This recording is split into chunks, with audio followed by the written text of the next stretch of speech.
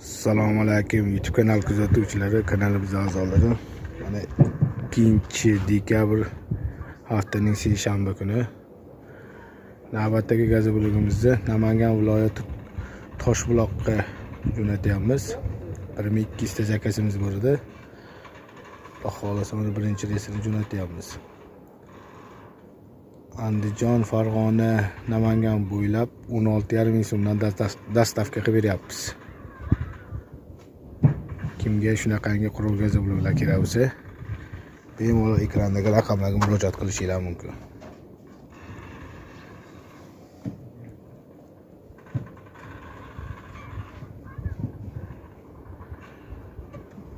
Gazet bloglarimiz razmerlari 20 ga 30-60 sm bo'ladi.